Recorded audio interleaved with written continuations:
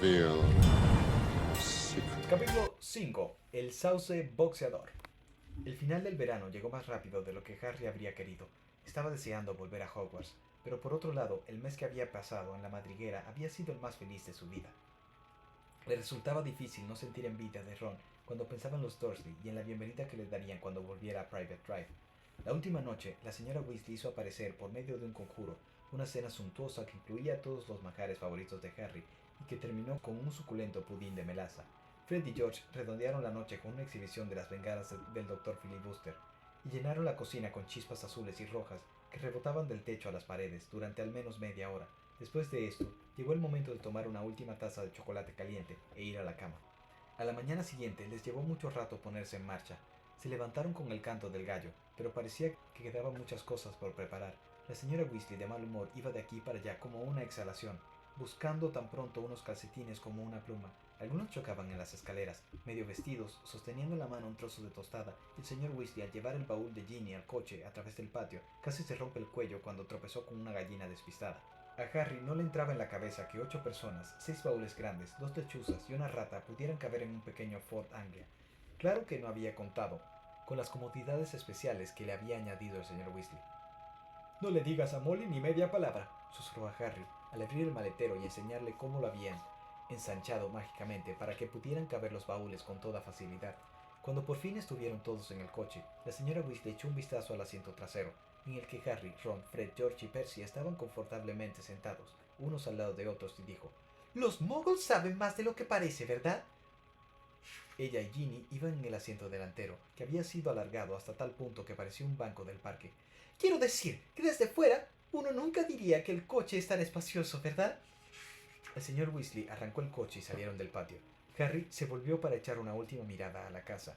Apenas le había dado tiempo a preguntarse cuándo volverían a verla. Cuando tuvieron que dar la vuelta porque a George se le había olvidado su caja de bengalas del Dr. Filibuster. 5 minutos después, el coche tuvo que detenerse en el corral para que Fred pudiera entrar a coger su escoba. Y cuando ya estaban en la autopista, Ginny gritó que se había olvidado su diario y tuvieron que retroceder otra vez.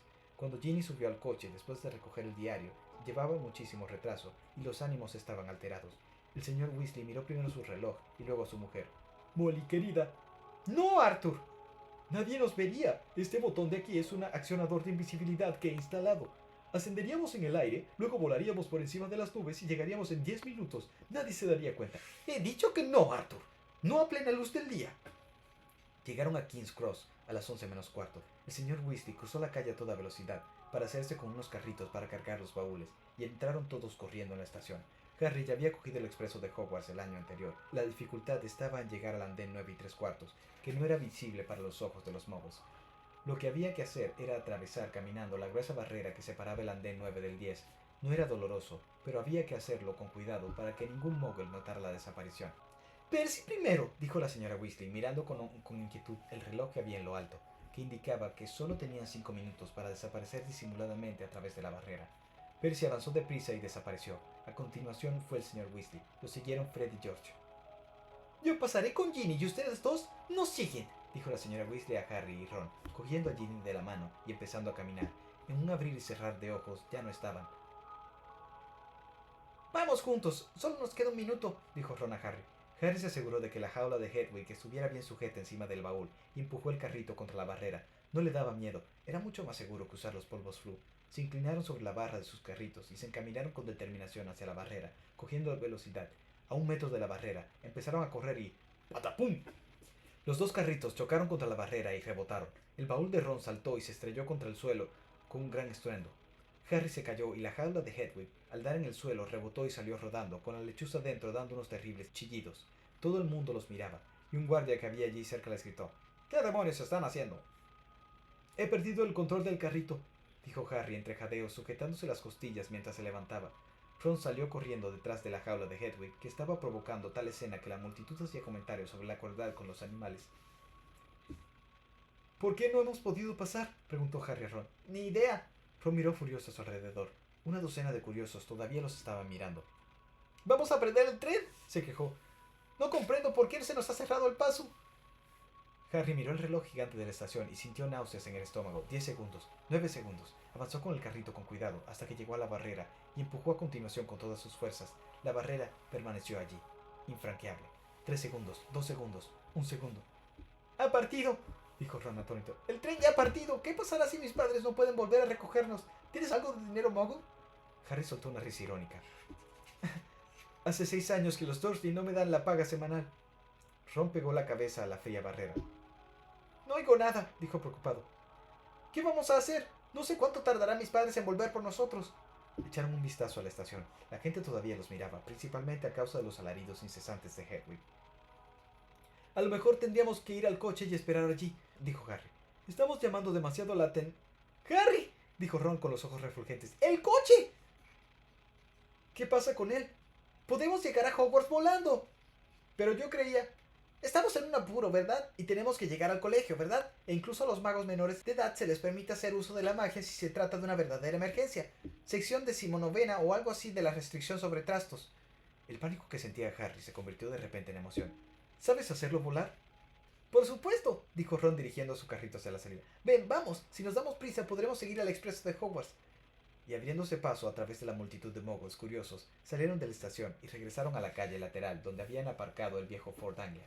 Ron abrió el gran maletero con unos golpes de varita mágica.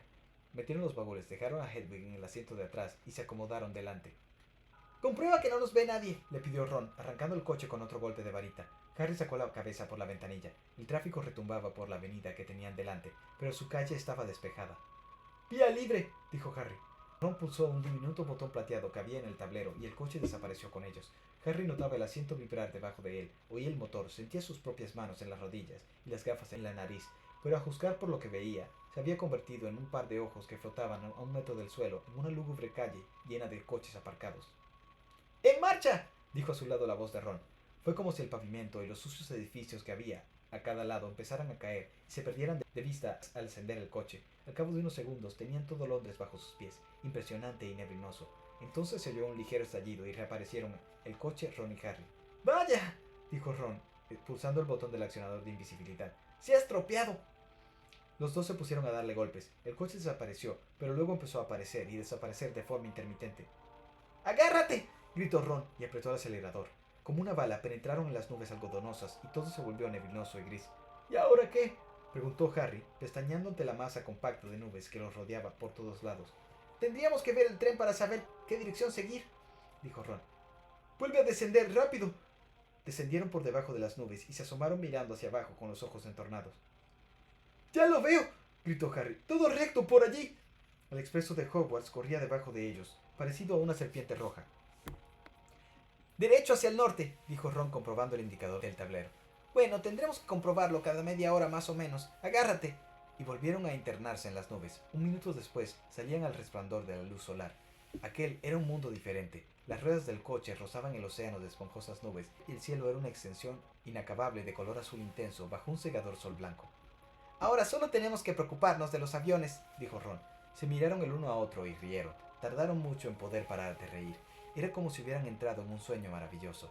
Aquella, pensó Harry, era seguramente la manera ideal de viajar, pasando copos de nubes que parecían de nieve, en un coche inundado de luz solar cálida y luminosa, con una gran bolsa de caramelos en la guantera, e imaginando las caras de envidia que pondrían Fred y George cuando aterrizaran con suavidad en la amplia explanada de césped delante del castillo de Hogwarts. Comprobaban regularmente el rumbo del tren a medida que avanzaban hacia el norte, y cada vez que bajaban por debajo de las nubes veían un paisaje diferente. Londres quedó atrás enseguida y fue reemplazado por campos verdes que dieron paso a brezales de color púrpura, aldeas con diminutas iglesias en miniatura y a una gran ciudad animada por coches que parecían hormigas de variados colores. Sin embargo, después de varias horas sin sobresaltos, Harry tenía que admitir que parte de la diversión se había esfumado. Los caramelos les habían dado una sed tremenda y no tenían nada que beber. Harry y Ron se habían despojado de sus sacos, pero al primero se le pegaba la camiseta al respaldo del asiento, y a cada momento las gafas le resbalaban hasta la punta de la nariz empapada de sudor. Había dejado de maravillarse con las sorprendentes formas de las nubes y se acordaba todo el tiempo del tren que circulaba miles de metros más abajo, donde se podía comprar zumo de calabaza muy frío del carrito que llevaba una bruja gordita. ¿Por qué motivo no habrían podido entrar en el andén 9 3/4? «No puede quedar muy lejos ya, ¿verdad?», dijo Ron, con la voz ronca, horas más tarde. cuando el sol se hundía en el lecho de nubes, tiñéndolas de un rosa intenso. ¿Listo para otra comprobación del tren? Este continuaba debajo de ellos, abriéndose camino por una montaña coronada de nieve. Se veía mucho más oscuro bajo el dosel de nubes. Ron apretó el acelerador y volvieron a ascender, pero al hacerlo, el motor empezó a chirriar. Harry y Ron se intercambiaron miradas nerviosas. Seguramente es porque está cansado, dijo Ron. Nunca había hecho un viaje tan largo. Y ambos hicieron como que no se daban cuenta de que el chirrido se hacía más intenso al tiempo que el cielo se oscurecía. Las estrellas iban apareciendo en el firmamento. Se hacía de noche. Harry volvió a ponerse el saco, tratando de no dar importancia al hecho de que los parabrisas se movían despacio, como en protesta. Ya queda poco, dijo Ron dirigiéndose más al coche que Harry. Ya queda muy poco, repitió dando unas palmadas en el tablero, con aire preocupado. Cuando un poco más adelante volvieron a descender por debajo de las nubes, tuvieron que gozar la vista en busca de algo que pudieran reconocer. ¡Allí! Gritó Harry, de forma que Ron y Hagrid dieron un bote. ¡Allí delante mismo! En lo alto del acantilado que se elevaba sobre el lago, las numerosas torres y atalayas del castillo de Hogwarts se recortaban contra el oscuro horizonte. Pero el coche había empezado a dar sacudidas y a perder velocidad. ¡Vamos! Dijo Ron para animar al coche, dando una ligera sacudida al volante. ¡Vamos, que ya llegamos! El motor chirriaba. Del capó empezaron a salir delgados chorros de vapor. Harry se agarró muy fuerte al asiento cuando se orientaron hacia el lago. El coche osciló de manera preocupante. Mirando por la ventanilla, Harry vio la superficie calma, negra y cristalina del agua, un par de kilómetros por debajo de ellos. Ron aferraba con tanta fuerza al volante que se le ponían blancos los nudillos de las manos. El coche volvió a tambalearse. ¡Vamos! Dijo Ron. Sobrevolaron el lago. El castillo estaba justo delante de ellos. Ron pisó el pedal a fondo. Oyeron un estruendo metálico seguido de un chisporroteo y el motor se paró completamente. ¡Oh! Exclamó Ron en medio del silencio. La trompa del coche se inclinó irremediablemente hacia abajo. Caían cada vez más rápido, directos contra el sólido muro del castillo. ¡No! Gritó Ron. Girando el volante, esquivaron el muro por unos centímetros cuando el coche viró describiendo un pronunciado arco y planeó sobre los invernaderos, y luego sobre la huerta y el oscuro césped, perdiendo altura sin cesar. Ron soltó el volante y se sacó del bolsillo de atrás la varita mágica. ¡Alto! ¡Alto! Gritó dando unos golpes en el tablero y el parabrisas, pero todavía estaban cayendo en picado, y el suelo se precipitaba contra ellos. ¡Cuidado con el árbol! Gritó Harry, cogiendo el volante, pero era demasiado tarde. ¡Paf! Con gran estruendo, chocaron contra el grueso tronco de árbol y se dieron con un gran golpe en el suelo. Del abollado capó salió más humo. Hedwig daba chillidos de terror. A Harry le había salido un doloroso chichón del tamaño de una bola de golf en la cabeza, al golpearse contra el parabrisas, y a su lado, Ron emitió un gemido ahogado de desesperación. ¿Estás bien? Le preguntó Harry inmediatamente. ¡Mi varita mágica!, dijo Ron con voz temblorosa. ¡Mira mi varita! Se había partido prácticamente en dos pedazos, y la punta oscilaba, sujeta solo por unas pocas astillas. Harry abrió la boca para decir que estaba seguro de que podrían recomponerla en el colegio, pero no llegó a decir nada. En aquel mismo momento, algo golpeó contra su lado del coche con la fuerza de un toro que los embistiera y arrojó a Harry sobre Ron, al mismo tiempo que el techo del coche recibió otro golpe igualmente fuerte. ¿Qué ha pasado? Ron ahogó un grito al mirar por el parabrisas, y Harry sacó la cabeza por la ventanilla en el preciso momento en que una rama, gruesa como una serpiente pitón, golpeaba en el coche destrozándolo. El árbol contra el que habían chocado los atacaba. El tronco se había inclinado casi el doble de lo que estaba antes, y azotaba con sus nudosas ramas, pesadas como el plomo, cada centímetro del coche que tenía a su alcance. ¡Ah! Gritó Ron, cuando una rama retorcida golpeó en su puerta, produciendo otra gran abolladura. El parabrisas tembló bajo una lluvia de golpes de ramitas, y una rama gruesa como un ariete aporreó con tal furia el techo que pareció que éste se hundía. ¡Escapemos!, gritó Ron, empujando la puerta con toda su fuerza, pero inmediatamente el salvaje latigazo de otra rama lo arrojó hacia atrás, contra el regazo de Harry. ¡Estamos perdidos!, gimió, viendo combarse el techo. De repente, el suelo del coche comenzó a vibrar. El motor se ponía de nuevo en funcionamiento.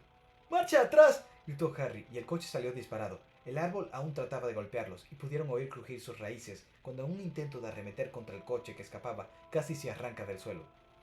Por poco, dijo Ron cadeando. Así se hace, coche. El coche, sin embargo, había agotado sus fuerzas. Con dos golpes secos, las puertas se abrieron, y Harry sintió que su asiento se inclinaba hacia un lado, y de pronto se encontró sentado en el húmedo césped. Unos ruidos sordos le indicaron que el coche estaba expulsando el equipaje del maletero. La jaula de Hedwig salió volando por los aires y se abrió de golpe, y la lechuza salió emitiendo un fuerte chillido de enojo, y voló apresuradamente y sin parar en dirección al castillo. A continuación, el coche, abollado y echando humo, se perdió en la oscuridad, emitiendo un ruido sordo y con las luces de atrás encendidas como en un gesto de enfado. ¡Vuelve!, le gritó Ron blandiendo la varita rota. ¡Mi padre me matará! Pero el coche desapareció de la vista con un último bufido del tubo de escape. ¿Es posible que tengamos esta suerte?, preguntó Ron, embarcado por la tristeza mientras se inclinaba para recoger a Scabbers la rata. De todos los árboles con los que podíamos haber chocado, tuvimos que dar contra el único que devuelve los golpes. Se volvió para mirar el viejo árbol, que todavía agitaba sus ramas vaporosamente. ¡Vamos!, dijo Harry cansado. Lo mejor que podemos hacer es ir al colegio. No era la llegada triunfal que habían imaginado. Con el cuerpo agarrotado, frío y magullado, cada uno cogió su baúl por el aro del extremo y los arrastraron por la ladera cubierta de césped hacia arriba, donde los esperaban las inmensas puertas de roble de la entrada principal.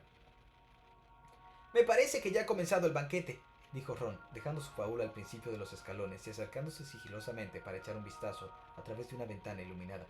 Harry! ¡Ven a ver esto! ¡Esta selección! Harry se acercó a toda prisa y juntos contemplaron el gran comedor. Sobre 4 mesas abarrotadas de gente se mantenían en el aire innumerables velas, haciendo brillar los platos y las copas. Encima de las cabezas, el techo encantado, que siempre reflejaba el cielo exterior, estaba cuajado de estrellas. A través de la confusión de los sombreros negros y puntiagudos de Hogwarts, Harry vio una larga hilera de alumnos de primer curso, que con caras asustadas iban entrando en el comedor. Ginny estaba entre ellos. Era fácil de distinguir por el color intenso de su pelo, que revelaba su pertenencia a la familia Weasley. Mientras tanto, la profesora McGonagall, una bruja con gafas, con el pelo recogido en un apretado moño, ponía el famoso sombrero seleccionador de Hogwarts sobre un taburete delante de los recién llegados. Cada año, este sombrero viejo, remendado, raído y sucio, distribuía a los nuevos estudiantes en cada una de las 4 casas de Hogwarts: Gryffindor, Hufflepuff, Ravenclaw y Slytherin. Harry se acordaba bien de cuando se lo había puesto un año antes, y había esperado muy quieto la decisión que el sombrero pronunció en voz alta en su oído. Durante unos escasos y horribles segundos, había temido que lo fuera a destinar a Slytherin, la casa que había dado más magos y brujas tenebrosos que ninguna otra. Pero había acabado en Gryffindor, con Ron y Hermione, y el resto de los Weasley. En el último trimestre, Harry y Ron habían contribuido a que Gryffindor ganara el campeonato de las casas, venciendo a Slytherin por primera vez en 7 años. Habían llamado a un niño muy pequeño de pelo castaño para que se pusiera el sombrero. Harry desvió la mirada hacia el profesor Dumbledore, el director, que se hallaba contemplando la selección desde la mesa de los profesores, con su larga barba palteada y sus gafas de media luna brillando a la luz de las velas. Varios asientos más allá, Harry vio al Gilderoy Lockhart, vestido con una túnica color aguamarina, y al final estaba Hagrid, grande y peludo, apurando su copa. ¡Espera!, dijo Harry a Ron en voz baja. Hay una silla vacía en la mesa de los profesores. ¿Dónde está Snape? Severus Snape era el profesor que menos le gustaba a Harry, y Harry resultó ser el alumno que menos le gustaba a Snape, que daba clases de pociones, y era cruel, sarcástico, y sentía aversión por todos los alumnos que no fueran de Slytherin, la casa a la que pertenecía. A lo mejor está enfermo, dijo Ron esperanzado. Quizás se haya ido, dijo Harry, porque tampoco esta vez ha conseguido el puesto de profesor de defensa contra las artes oscuras. O quizá lo han echado, dijo Ron con entusiasmo. Como todo el mundo lo odia. O tal vez, dijo una voz glacial detrás de ellos, quiera averiguar por qué no han llegado ustedes dos en el tren escolar. Harry se dio media vuelta. Allí estaba Severus Snape, con su túnica negra ondeando a la fría brisa. Era un hombre delgado, de piel cetrina, nariz ganchuda y pelo negro y grasiento que le llegaba hasta los hombros, y en aquel momento sonreía de tal modo que Harry y Ron comprendieron inmediatamente que se había metido en un buen lío. Sígame, dijo Snape. Sin atreverse a mirarse el uno al otro, Harry y Ron siguieron a Snape escaleras arriba hasta el gran vestíbulo iluminado con antorchas, donde las palabras producían eco. Un delicioso olor de comida flotaba en el gran comedor, pero Snape los alejó de la calidez y la luz y los condujo abajo por la estrecha escalera de piedra que llevaba a las mazmorras. Adentro, dijo abriendo una puerta que se encontraba a mitad del frío corredor y señalando su interior. Entraron temblando en el despacho de Snape. Los sombríos muros estaban cubiertos por estantes con grandes tarros de cristal, dentro de los cuales flotaban cosas verdaderamente asquerosas, cuyo nombre en aquel momento a Harry no le interesaba en absoluto. La chimenea estaba apagada y vacía. Snape cerró la puerta y se volvió hacia ellos. Así que, dijo con voz melosa, el tren no es un medio de transporte digno para el famoso Harry Potter y su fiel compañero Weasley. ¿Quieren hacer una llegada a lo grande, muchachos? No, señor, fue la barrera en la estación de King's Cross lo que... Silencio, dijo Snape con frialdad. ¿Qué han hecho con el coche. Ron tragó saliva. No era la primera vez que a Harry le daba la impresión de que Snape era capaz de leer el pensamiento, pero enseguida comprendió cuando Snape desplegó un ejemplar del Profeta Vespertino de aquel mismo día. «Los han visto», les dijo enfadado, enseñándoles el titular. «Muggles desconcertados por un foránea volador». Y comenzó a leer en voz alta. «En Londres, dos muggles están convencidos de haber visto un coche viejo sobrevolando la torre del edificio de correos al mediodía en Norfolk. La señora Hetty Baylis al tender la ropa y el señor Angus Fleet de Peebles informaron a la policía, etc. En total, 6 o 7 muggles. Tengo entendido que tu padre trabaja en la oficina contra el uso indebido de artefactos muggles», dijo mirando a Ron y sonriendo de manera aún más desagradable. «Vaya, vaya. Su propio hijo». Harry sintió como si una de las ramas más grandes del árbol furioso le acabara de golpear en el estómago. Si alguien averiguara que el señor Weasley había encantado el coche, no se le había ocurrido pensar en eso. «He percibido en mi examen del parque que un ejemplar muy valioso de sauce boxeador parece haber sufrido daños considerables», prosiguió Snape. «Ese árbol nos ha hecho más daño a nosotros que nosotros a...» Se le escapó a Ron. «Silencio», interrumpió de nuevo Snape. «Por desgracia, ustedes no pertenecen a mi casa y la decisión de expulsarlos no me corresponde a mí. Voy a buscar a las personas a quienes compete esta grata decisión. Esperen aquí». Ron y Harry se miraron palideciendo. Harry ya no sentía hambre, sino un tremendo mareo. Trató de no mirar hacia el estante que había detrás del escritorio de Snape, donde en un gran tarro con líquido verde flotaba una cosa muy larga y delgada. Si Snape había ido en busca de la profesora McGonagall, jefa de la casa Gryffindor, su situación no iba a mejorar mucho. Ella podía ser mejor que Snape, pero era muy estricta. Harry había visto en varias ocasiones a la profesora McGonagall enfadada, pero o bien había olvidado lo tensos que podía poner los labios, o es que nunca la había visto tan enfadada. Ella levantó su varita al entrar. Harry y Ron se estremecieron, pero ella simplemente apuntaba hacia la chimenea, donde las llamas empezaron a brotar al instante. «Siéntense», dijo ella, y los dos se retiraron a 2 sillas que había al lado del fuego. «Explíquense», añadió. Sus gafas brillaban inquietamente. Ron comenzó a narrar toda la historia, empezando por la barrera de la estación, que no los había dejado pasar. «Así que no teníamos otra opción, profesora. No pudimos coger el tren». «¿Y por qué no enviaron una carta por medio de una lechuza? Imagino que tienen alguna lechuza», dijo fríamente la profesora McGonagall a Harry. Harry se quedó mirándola con la boca abierta. Ahora que la profesora lo mencionaba, parecía obvio que aquello era lo que tenían que haber hecho. «No lo pensé». «Eso», observó la profesora McGonagall, «es evidente». Llamaron a la puerta del despacho y Snape la abrió contentísimo. Era el director, el profesor Dumbledore. Harry tenía todo el cuerpo agarrotado. La expresión de Dumbledore era de una severidad inusitada. Miró de tal forma a los 2 alumnos que tenía debajo de su gran nariz aguileña que en aquel momento Harry había preferido estar con Ron recibiendo los golpes del sauce boxeador. Hubo un prolongado silencio, tras el cual Dumbledore dijo: «Por favor, explíqueme por qué lo han hecho». Habría sido preferible que hubiera gritado. A Harry le pareció horrible el tono decepcionado que había en su voz. No sabía por qué, pero no podía mirar a Dumbledore a los ojos, y habló con la mirada clavada en sus rodillas. Se lo contó todo a Dumbledore, salvo lo de que el señor Weasley era el propietario del coche encantado, simulando que Ron y él se habían encontrado un coche volador a la salida de la estación.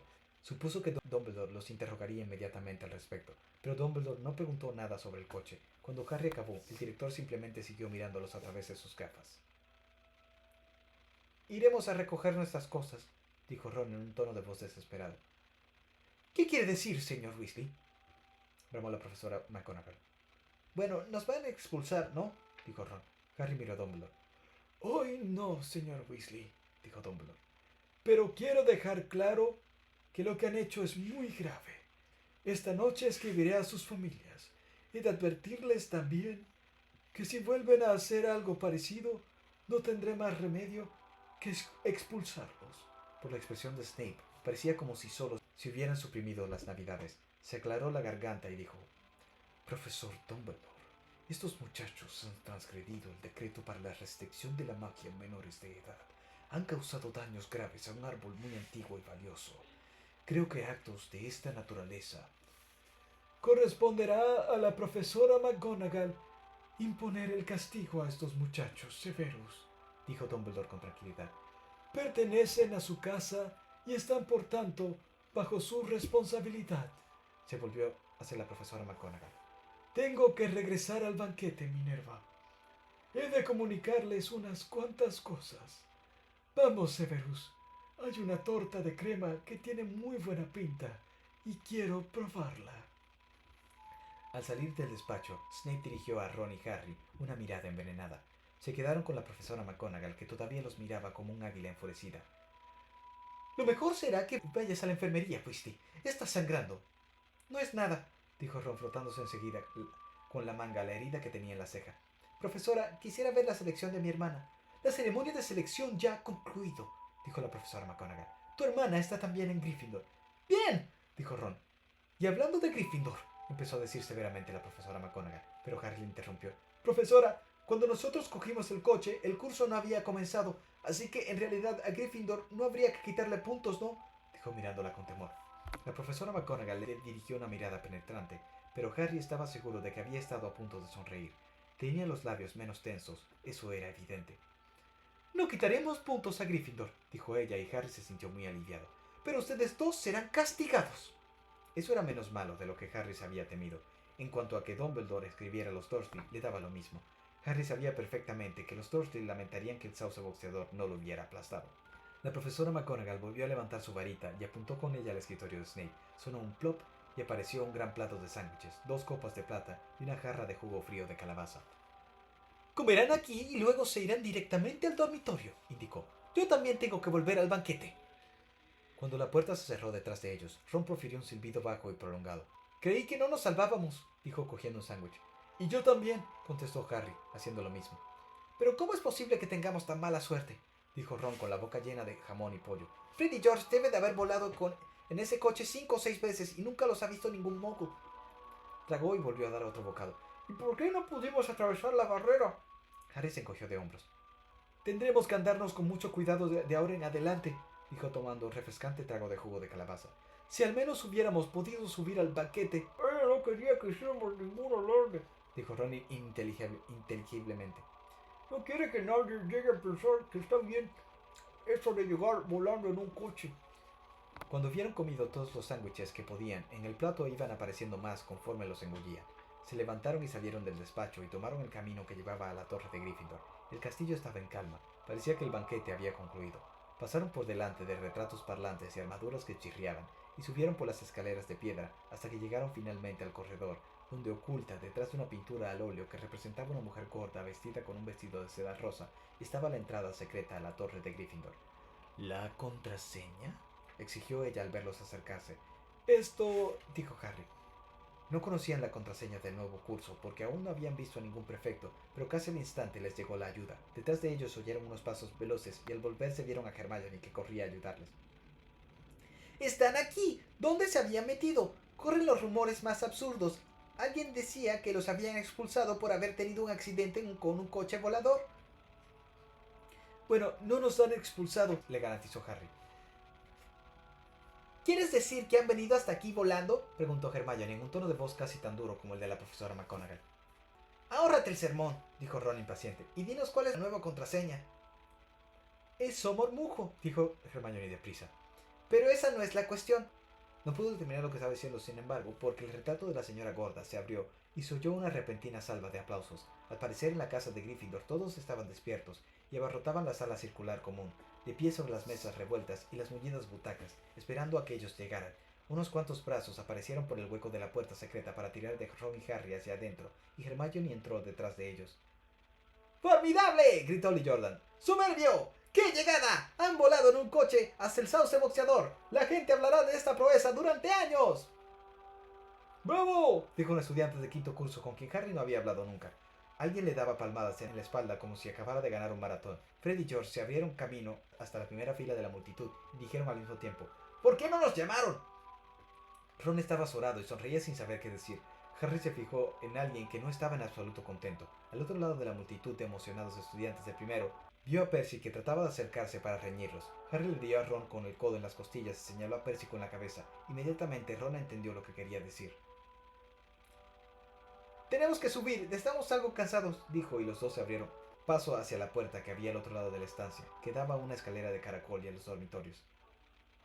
Buenas noches, dijo Harry a Hermione, volviéndose. Ella tenía la misma cara de enojo que Percy. Consiguieron alcanzar el otro extremo de la sala común, recibiendo palmadas en la espalda, y al fin llegaron a la tranquilidad de la escalera. La subieron deprisa, derechos hasta el final, hasta la puerta de su antiguo dormitorio, que ahora lucía un letrero que indicaba «Segundo curso». Penetraron en la estancia que ya conocían. Tenía forma circular, con sus 5 camas adoseladas con terciopelo rojo y sus ventanas elevadas y estrechas. Les habían subido los baúles y los habían dejado a los pies de sus camas respectivas. Ron sonrió a Harry con una expresión de culpabilidad. Sé que no tendría que haber disfrutado de este recibimiento, pero la verdad es que... La puerta del dormitorio se abrió y entraron los demás chicos del segundo curso de la casa de Gryffindor, Seamus Finnegan, Dean Thomas y Neville Longbottom. ¡Increíble!, dijo Seamus sonriendo. ¡Formidable!, dijo Dean. ¡Alucinante!, dijo Neville sobrecogido. Harry no pudo evitarlo. Él también sonrió.